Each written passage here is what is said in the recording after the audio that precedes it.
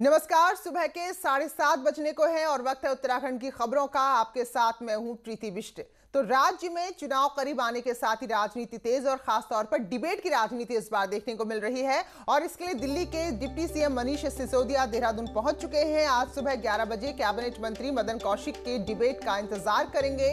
उन्होंने कहा कि मुख्यमंत्री त्रिवेंद्र सिंह रावत मॉडल बनाम केजरीवाल मॉडल पर बहस के लिए देहरादून हूं और उम्मीद है कि आप इससे पीछे नहीं हटेंगे। तो अब फिलहाल ये डिबेट हो रही है, एक बहस, एक खुली चुनौती जो उत्तर प्रदेश में भी आम आदमी पार्टी दे रही है, उत्तराखंड में भी।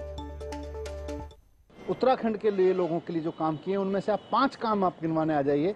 बात करते हैं लोकतंत्र में, बात होती है विपक्षी नेताओं के बीच, सत्ता में बैठे हुए लोगों के बीच में अगर बात होती है तो भला इसमें जनता का ही होता है। मुझे उम्मीद है आप पीछे नहीं हटेंगे, मुझे उम्मीद है कि आप अपनी बात पे कायम रहेंगे, अपने निमंत्रण को अब खुद अस्वीकार नहीं करेंगे और कल बहस के लिए आएंगे।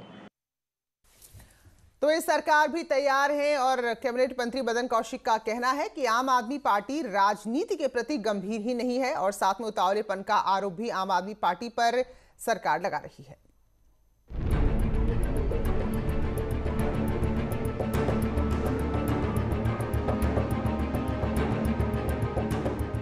प्रदेश में डिबेट को लेकर राजनीति चरम पर है। डिबेट के लिए दिल्ली के डिप्टी सीएम मनीष सिसोदिया के आमंत्रण पर कैबिनेट मंत्री मदन कौशिक ने कहा कि आम आदमी पार्टी के नेता राजनीति के प्रति गंभीर नहीं हैं। उन्होंने अपने लेटर में तारीख तक सही नहीं लिखी। इनके नेता उतावलेपन में हैं। उन्होंने सिसोदिया को टूरिस्ट पॉलिटिशियन बताया और कहा कि आप नेता कभी यूपी चले जाते हैं तो कभी पंजाब और अब उन्हें उत्तराखंड आने का शौक हो गया है। पत्र लिख रहे हैं, आप मुख्यमंत्री पद पर हैं, आपको इतना भी मालूम नहीं कि आप एक पत्र आप जारी कर रहे हैं, उस पत्र में आप तारीख क्या अंकित कर रहे हैं। साफ जाहिर है कि आप जल्दबाजी में हैं। आप राजनीति को गंभीरता से नहीं ले रहे हैं, आप राजनीति को मजाक में ले रहे हैं, आप राजनीति का मजाक उड़ा रहे हैं। ये उचित नहीं है। वहीं आप नेताओं ने वीडियो जारी कर कहा कि पत्र में जनवरी 2020 नहीं, जनवरी 2021 ही लिखा है। आपके प्रदेश अध्यक्ष एसएस कलेर का कहना है कि बीजेपी डिबेट से बचने का बहाना खोज रही है। वो अपनी इस चीज से भागना चाह रहे हैं, भागने का बहाना ढूंढ रहे हैं और उनके पास उत्तराखंड का काम दिखाने के लिए पिछले 4 सालों में कुछ नहीं है। इस चीज से भागना चाह रहे हैं। आम आदमी पार्टी को उत्तराखंड में पैर जमाने का मौका चाहिए और बीजेपी रणनीतिक रूप से ऐसा कोई स्पेस देना नहीं चाहती कि आप उसके सामने प्रतिद्वंदी बनकर खड़ी हो जाए। इसीलिए डिबेट भले ही ना हो, लेकिन ट्वीट और लेटर वॉर जरूर शुरू हो गया है। देहरादून से भारती सकलानी के साथ सुनील नवप्रभात की रिपोर्ट। और सुनील नवप्रभात इस वक्त हमारे सहयोगी देहरादून से हमारे साथ जुड़े, सीधे सुनील का ही हम रुख करेंगे।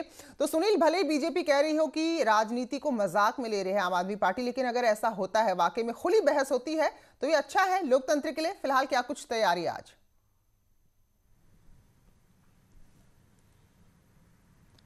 बिल्कुल प्रीति, ये अच्छी बात है कि राजनीति में कुछ नया अब होना चाहिए। लेकिन जिस तरह से प्रीति हम देखते हैं कि ये पूरी लड़ाई दरअसल 2022 के चुनाव को लेकर है। आप उत्तराखंड में अपने पैर पसारने की कोशिश में है और बीजेपी की ये रणनीति है कि आपको ऐसा कोई भी मौका न दिया जाए कि वो यहाँ पर कुछ कर पाए या उसको कोई मंच यहाँ पर मिले। और इसी को डिबेट से जोड़कर देखा जा रहा है कि डिप्टी सीएम मनीष सिसोदिया ने चैलेंज किया उत्तराखंड सरकार के शासकीय प्रवक्ता मदन कौशिक को कि वो सरकार की 5 उपलब्धियों पर डिबेट कर लें कि इन 4 सालों में उत्तराखंड सरकार ने क्या कुछ किया। हालांकि मदन कौशिक ने पूरी तैयारियां इसकी की हुई थी, लेकिन कल मदन कौशिक ने 4 पेज का एक जवाब मनीष सिसोदिया को भेजा, जिसमें उन्होंने मनीष सिसोदिया पर आरोप लगाया कि मनीष सिसोदिया या उनकी पार्टी की राजनीति वो बेहद राजनीति के प्रति गंभीर नहीं है। और खुद उन्होंने मनीष सिसोदिया के उस पत्र का जिक्र किया जो मदन कौशिक को भेजा गया था, उसमें 2022 की डेट अंकित थी।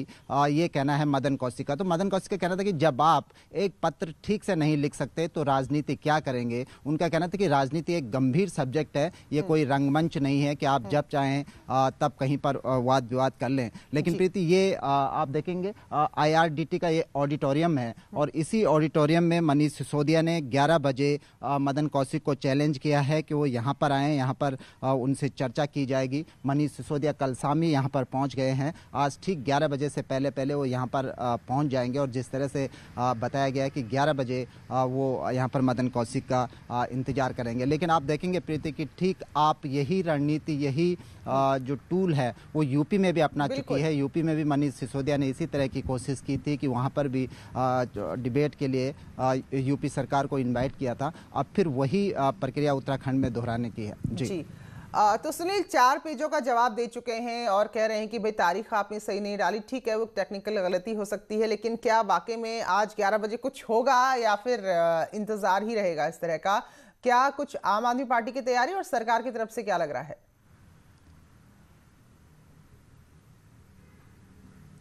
देखिए प्रीति, आम आदमी पार्टी का ये हम ये भी कह सकते हैं कि एक जाल बिछाया गया है बीजेपी के लिए। जिस तरह से मैंने कहा कि आम आदमी पार्टी ये पूरी लड़ाई 2022 की है और आम आदमी पार्टी को मंच चाहिए, यहाँ पर एक मौका चाहिए उत्तराखंड में कि वो अपने आप को प्रूव कर सके, अपना जनाधार बढ़ा सके। बीजेपी की शुरू से ये रणनीति रही है। जब आपने उत्तराखंड में एंट्री की 2022 के मकसद से, तो बीजेपी की रणनीति रही है कि आपको किसी भी सवाल पर क्रॉस न किया जाए, यानी कि उसे ऐसा कोई मौका बीजेपी अपनी ओर से न दे कि उसको यहाँ पर उत्तराखंड में कुछ करने और कहने का कोई मौका मिल सके। इसी रणनीति के तहत मदन कौशिक ने इस डिबेट से इनकार किया है कि वो डिबेट में नहीं बैठेंगे। उन्होंने कहा कि राजनीति एक गंभीर विषय है और डिबेट की बात, जहाँ तक डिबेट की बात है, मदन कौशिक का कहना है कि उत्तराखंड सरकार की जो तमाम उपलब्धियाँ हैं उसके लिए कोई मंत्री होना जरूरी नहीं, कोई पदाधिकारी होना जरूरी नहीं। सिसोदिया चाहे तो बीजेपी एक आम कार्यकर्ता से डिबेट कर लें, वो 5 नहीं 100 उपलब्धियां गिना देंगे। लेकिन कुल मिलाकर आज देखना होगा कि क्या कुछ यहाँ पर सिसोदिया कहेंगे और क्या कुछ उसके बाद बीजेपी का कहना होगा। बीजेपी किस तरह से इस पूरे घटनाक्रम को देखती है, ये देखने वाली बात होगी। बिल्कुल सुनील, तो दोनों ही स्थिति में क्योंकि आम आदमी पार्टी को भी ये जानकारी रही होगी कि ऐसी खुली बहस तो हो नहीं सकती, तो चलिए अब इसको किस तरह से अपने हित में, अपने पक्ष में इस्तेमाल करती है आप, ये देखना होगा। बहुत बहुत शुक्रिया सुनील, बहुत बहुत शुक्रिया इस जानकारी के लिए। तो इंतजार भले ही करेंगे मनीष सिसोदिया, तो लग रहा है सरकार की तरफ से कोई नहीं आएगा, तो आगे क्या कुछ हलचल होगी वो भी आपको बताएंगे। फिलहाल अब कोरोना अपडेट आपको दे दें, और कल रविवार के दिन राज्य में 267 नए मामले सामने आए हैं और इस तरह से अगर कुल हम आंकड़े की बात करें तो 91,000 के पार आंकड़ा पहुंच गया है और 24 घंटे में उत्तराखंड में कोरोना के चलते 5 लोगों की मौत हुई है। और इन सबके बीच कल वो खबर आई जिसका हम सब इंतजार कर रहे थे। नए साल में देशवासियों को सबसे बड़ी खुशखबरी मिली है। DCGI ने कोविशील्ड और कोवैक्सीन को कोरोना के इलाज में आपात इस्तेमाल की अंतिम मंजूरी दे दी है। अब ये वैक्सीन देश में आम लोगों को लगाई जा सकेगी। वहीं मुख्यमंत्री ने कोविड-19 की स्वदेशी वैक्सीन के लिए प्रधानमंत्री मोदी और वैज्ञानिकों का अभिनंदन करते हुए कहा, कोरोना महामारी से लड़ने के लिए कोविड-19 स्वदेशी वैक्सीन का इंतजार अब खत्म हो चुका है। सीएम ने कहा कि गर्व की बात यह है कि दोनों ही वैक्सीन भारत में बनी है।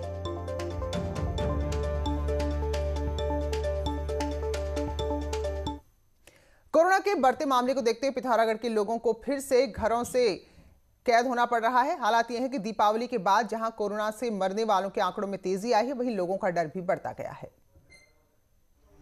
पिथौरागढ़ सूबे के पहाड़ी जिलों में कोरोना के मामले में नंबर 1 बना हुआ है। बीते कुछ हफ्तों से यहां कोरोना के सबसे ज्यादा मामले सामने आए हैं। मुख्यालय के साथ ही गंगोली हाट, कड़ाई गंगोली में भी कोरोना के केस लगातार बढ़े हैं। इसे देखते हुए प्रशासन को साल की शुरुआत में ही लॉकडाउन का सहारा लेना पड़ा था। स्वास्थ्य महकमा उम्मीद जता रहा है कि 48 घंटे के लॉकडाउन से कोरोना संक्रमण को रोकने में मदद मिलेगी। जो बाजारों में भीड़ हो रही थी वो इसकी वजह से कंट्रोल में आएगी और इसके दौरान हम लोग 2 दिन में पूरे शहर को सैनिटाइज करेंगे और जगह जगह 3 टीम बना के हर जगह की सैंपलिंग की जा रही है अलग अलग क्षेत्रों की, जिससे कोरोना को रोकने में, ताकि मरीजों को जल्दी पहचाना जा सके और उनका जल्दी इलाज किया जा सके। प्रशासन ने व्यापार संघ के साथ मुख्यालय सहित गंगोली हाट और गड़ाई गंगोली में फिर से लॉकडाउन किया है। मुख्यालय में अब हर हफ्ते के आखिरी 2 दिनों में लॉकडाउन लगाने का फैसला लिया गया और यही नहीं, अन्य तहसीलों में भी प्रशासन ने लॉकडाउन पर विचार करने के लिए कमेटी बनाई है। जिले में अब तक 69,000 लोगों की सैंपलिंग की गई है, जबकि 3,000 से ज्यादा लोग कोरोना पॉजिटिव पाए गए हैं। जनपद में जो कोविड के संक्रमण की संख्या बढ़ रही थी, उसको देखते हुए हमने विभिन्न तहसीलों में SDM और CMO का समिति बनाते हुए वहाँ पे लॉकडाउन संबंधित या रिस्ट्रिक्शन संबंधित चर्चा करने के लिए और सहमति बनाने के लिए समिति बनाया था। कोरोना संक्रमण को रोकने में लॉकडाउन कितना कारगर साबित होगा ये तो वक्त बताएगा, लेकिन इतना जरूर है कि चीन और नेपाल सटे बॉर्डर जिले में जिस तेजी से कोरोना पैर पसार रहा है उससे कई दिक्कतें आना तय है। न्यूज़ 18 के लिए पिथौरागढ़ से विजय वर्धन उप्रेती की रिपोर्ट।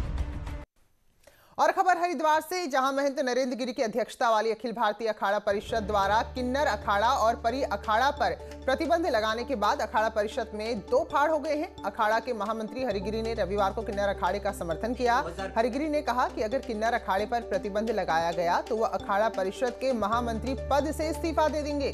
दूसरी तरफ किन्नर अखाड़ा की प्रमुख लक्ष्मी त्रिपाठी ने कुंभ में जूना अखाड़े के साथ शामिल होने की घोषणा कर दी है। 2016 से 2015 से कह रही हूँ, किन्नर अखाड़ा हमारा था और है और रहेगा। इसके लिए हमें चाहे अखाड़ा परिषद को से भले निकाले जाएं, महामंत्री पद से स्वेच्छा से इस्तीफा दे दूंगा। हम अखाड़ा परिषद का अंग भी नहीं रहूंगा, मगर किन्नर अखाड़े को किसी दशा में छोड़ नहीं सकता हूं। मैं 2016 से 2015 से कह रही हूँ जिससे किन्नर अखाड़ा गठन हुआ। 2019 में चुना अखाड़े ने पुरुषार्थ दिखाते हुए किन्नर अखाड़े को अपना बनाया और किन्नर अखाड़े को अपने साथ लेके शाही स्नान किया। 2021 में भी हम शाही स्नान करेंगे। हरिगिरी महाराज और पूरे जूना अखाड़े को नमन है कि उन्होंने बदलते समय में अपने सनातनी बच्चों को अपने साथ रखा और अपने साथ लेके चल रहे। चलिए, अब क्योंकि 22 नजदीक है तो ऐसे में दल बदल को लेकर बयानबाजी फिलहाल तेज है। और जिस तरह से नेता प्रतिपक्ष इंदिरा हृदयेश ने कहा कि बीजेपी के कुछ नेता कांग्रेस के संपर्क में हैं, तो बीजेपी के प्रदेश प्रवक्ता सुरेश जोशी ने पलटवार करते हुए कहा कि कांग्रेस के कुछ बड़े नेता नहीं बल्कि कांग्रेस के नेता बीजेपी में जरूर आना चाहते हैं। उनका कहना है कि इस तरह के बयान देकर कांग्रेस अपनी पार्टी की टूट को बचाने की कोशिश कर रही है। कांग्रेस के लोग अपने लोगों को रोकने के लिए या उनका कार्यकर्ता जो हताश और निराश बैठा है उसको रोकने के लिए या उसके मन को प्रसन्न करने के लिए इस तरह की सुगोबेबाजी छोड़ करके कि भाई बीजेपी के लोग आ रहे हैं, एक अपनी झूठी दिलासा अपने कार्यकर्ता को दिलाकर एक भ्रम जाल फैला रहे हैं, इतना मुझे लगता है। पिथौरागढ़ में काली नदी से लगे अंतर्राष्ट्रीय नेपाल सीमा पर भारत ने अपनी सुरक्षा को और ज्यादा मजबूत करने की कवायद तेज कर दी है। नेपाल बॉर्डर पर तैनात एसएसबी इस इलाके में 5 नई बीओपी खोलने जा रही हैं। अब तक उत्तराखंड में 275 किलोमीटर की सीमा पर 13 बीओपी मौजूद है। इनकी बॉर्डर में जो भी हमारी पिकेट रहती है, वहीं 5 नई पोस्ट खुलने से जहां बॉर्डर पर निगरानी तेज होगी, वहीं तस्करी की घटनाओं पर भी रोक लगाई जा सकती है।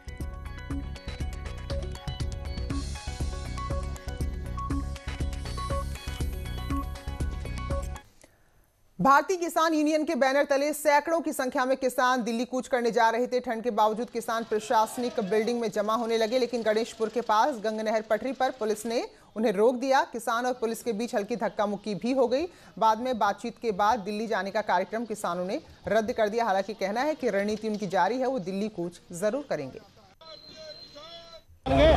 देखो किस आश्वासन तो यदि हम दिल्ली तो जाएंगे, अच्छा अगर अपने तरीके से जाएंगे और इन्होंने ये बात है हम तुम आगे रोकने के लिए।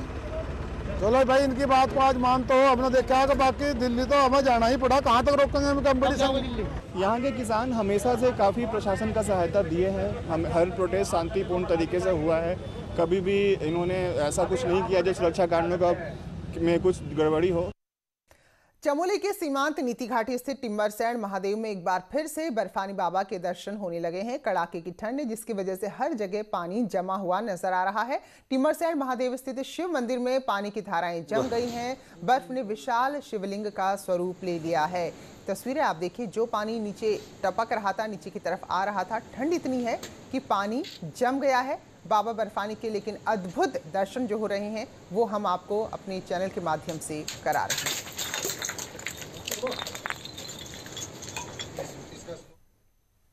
चमोली के ऊपरी इलाकों में जहां बर्फबारी हुई है तो वहीं निचले इलाकों में बारिश ने ठंड बढ़ा दी है। बद्रीनाथ धाम की बात करें तो रुक रुक कर बर्फबारी का सिलसिला जारी है। औली के ऊपरी इलाकों के साथ ही गौरसों टॉप में भी बर्फबारी हो रही है। मौसम विभाग के मुताबिक बर्फबारी अभी आगे भी कुछ दिन तक जारी रहेगी, यानी कि तापमान का भी और गिरना तय है। पिथौरागढ़ की बात करें तो यहां भी जिले के ऊंचाई वाले इलाकों में बर्फबारी हो रही है। निचले इलाकों में दोपहर के बाद से लगातार बारिश हो रही है। मुंसियारी समेत कई ऊंचे इलाके ऐसे हैं जो इस वक्त बर्फ से ढके हुए नजर आ रहे हैं। तो फिलहाल पर्यटक यहां जरूर पहुंच रहे हैं बर्फबारी का आनंद लेने के लिए। तो जो बर्फबारी है वो खेती के लिए बहुत ही बड़ी एक उपलब्धि है, बहुत बड़ा वरदान है। काशीपुर और तराई में हो रही बारिश ने मुरझाए हुए किसानों के चेहरों में रौनक ला दी है। किसानों का कहना है कि जो बारिश इस वक्त हो रही है वो गेहूं, गन्ना, मटर की खेती के लिए काफी ज्यादा फायदेमंद है। रबी की फसल को बहुत फायदा होता है। जितनी ज़्यादा ठंड होगी गेहूं हमारा उतना ज़्यादा अच्छा होगा। ये बहुत अच्छी बारिश कहलाई जाएगी और बहुत अच्छी पैदावार में बहुत बढ़ोतरी करेगी। देहरादून के पास जंगल में शिकारी के ट्रैप में 2 जानवर फंस गए, जिसमें वन विभाग अब लगातार कार्रवाई भी कर रहा है। वन विभाग ने इन जानवरों को निकाला है और उसके बाद जंगल में इनको छोड़ दिया है। तो तस्वीरों में नजर आ रहा है जो शिकारियों ने यहाँ पर जाल बिछाया था उसमें ये जानवर फंस गए। तो सांभर है जो तिमली रेंज में शिकारियों के जाल में फंस गया था।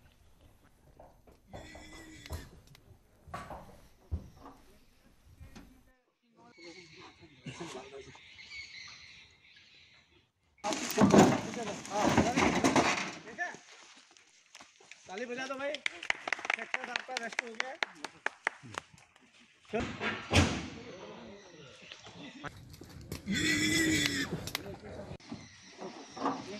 में एक जंगली सुअर फंस गया था शिकारियों के ट्रैप में। फिलहाल दोनों को रिलीज कर दिया गया। और वहीं उधम सिंह नगर की बात करें तो यहाँ जंगली जानवर शाही आ गया। शेही जो होता पॉर्क्यूपाइन, और कुत्ते इसके पीछे पड़ गए। हालांकि शाही ने किसी तरह भागकर अपनी जान बचाई, लेकिन काफी देर तक कुत्ते इसका पीछा करते रहे। तो ये देखिए जरा, सुकून की बात ये रही कि शाही का जो अस्त्र होते हैं, जो उसके कांटे हैं, वो उसका इस्तेमाल उसने नहीं किया, वरना कुत्ते इससे जख्मी हो सकते थे।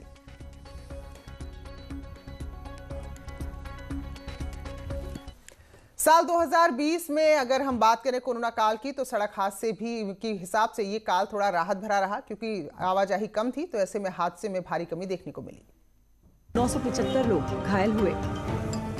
हमारी मेहनत भी है और कहीं ना कहीं थोड़ा बहुत कोरोना फैक्टर भी है। वैसे हमारे डायरेक्टर ट्रैफिक ने और बाकी समस्त ट्रैफिक पुलिस ने, जिला पुलिस ने काफ़ी मेहनत भी की है। सड़क सुरक्षा के जितने मीटिंगें जो माननीय सर्वोच्च न्यायालय के निर्देश पे बने हैं सड़क सुरक्षा समिति, उसके निर्देशन में बहुत काम हुआ है। कोरोना काल में राज्य के उधम सिंह नगर में सबसे ज्यादा 243 हादसे हुए, तो वहीं अल्मोड़ा और बागेश्वर में सिर्फ 2 ही हादसे हुए। दुर्घटनाओं में कमी की वजह कोरोना में लॉकडाउन के साथ साथ नए ट्रैफिक नियम भी रहे। पहाड़ी राज्य होने के बावजूद उत्तराखंड में हादसों की संख्या कम होना और साल दर साल इसमें गिरावट आना अच्छा संकेत है। सत्येंद्र बर्थवाल, न्यूज़ 18 देहरादून।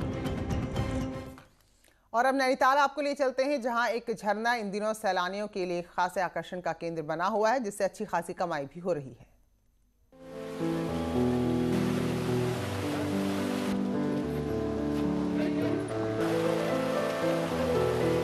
प्राकृतिक सौंदर्य से भरपूर पहाड़ हमेशा से सैलानियों को अपनी ओर खींचता रहा है। सड़ियाताल का ये झरना सैलानियों की खासा पसंद बन गया है। पानी के बीच पर्यटक यहाँ पहुंचकर सुकून का एहसास करते हैं और यहाँ की खूबसूरत यादों को भी अपने कैमरों में संजो रहे हैं। कलकल बहते इस पानी के बीच पेड़ों की छांव भी महानगरों की थकान को दूर कर रही है।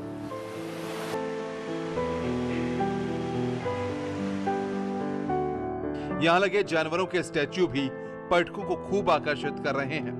आगरा से आए हम लोग, तो नैनीताल की बहुत ज़्यादा सुना था और फर्स्ट टाइम आए हुए हैं हम लोग यहाँ पर। यहाँ नैनीताल देख करके बहुत अच्छा लगा मन को। कितना एंजॉय कर रहे हैं वाटरफॉल में? बहुत ज़्यादा, सबसे ज़्यादा तो अभी हम वाटरफॉल ही मुझे यहाँ पर फर्स्ट टाइम बहुत अच्छा लगा है। बहुत सही लगा, प्रकृति सुंदरता है एकदम, बिल्कुल इतना साफ पानी बह रहा है वाटरफॉल में। वो जो देखिए जो नेचुरल जो ब्यूटी है इधर की, उसको बिल्कुल एंजॉय कर रहे हैं हम फुल। यहाँ का इतना बढ़िया है और कहीं इतना सुकून नहीं मिलता जितना यहाँ मिलता है। यहाँ का मतलब आप खुद ही देख सकते हैं यहाँ का कितना बढ़िया सीन है। मतलब साल 2008 में वन विभाग ने इसे झरने का स्वरूप दिया और वुडलैंड वाटरफॉल का नाम दिया। इस वाटरफॉल का सौंदर्यीकरण यहाँ आने वाले पर्यटकों के लिए टिकट लगाया गया। साल 2017-2018 में कमाई 40 लाख के पार पहुंची। इसके बाद लगातार इसकी कमाई बढ़ती चली गई। हालांकि पिछले कुछ सालों से इसकी सुंदरता और बढ़ी है। और आगे को देखते हुए जैसे पहले टूरिस्ट कम आते, लेकिन अब टूरिस्ट काफ़ी ज़्यादा आने लगे हैं, तो उनको देखते हुए टॉयलेट बाथरूम का जो है इनकी संख्या बढ़ाने, साथ ही जो उस क्षेत्र को और ज़्यादा सुंदर बनाना और साथ में जो स्थानीय हमारी संस्कृति है, कल्चर है, उसको भी वहाँ पे बढ़ावा देने के लिए इस तरीके का हमारा प्रयास किया जाएगा भविष्य में। पहाड़ में नैसर्गिक सौंदर्य के बीच आकर लोग अपनी सारी थकान भूल जाते हैं और यहाँ गुजारे गए हर लम्हों की यादों को अपने साथ ले जाते हैं। न्यूज़ 18 के लिए नैनीताल से वीरेंद्र बिष्ट की रिपोर्ट। कांग्रेस ने स्वतंत्रता संग्राम सेनानियों के परिजनों को सम्मानित करते हुए 2022 चुनाव की तैयारियां तेज कर दी। पूर्व विधायक मनोज तिवारी ने कार्यक्रम में दर्जनों सेनानियों के परिजनों को सम्मानित किया और इनको ये एहसास कराया कि उनके हर एक सुख दुख में कांग्रेस उनके साथ है।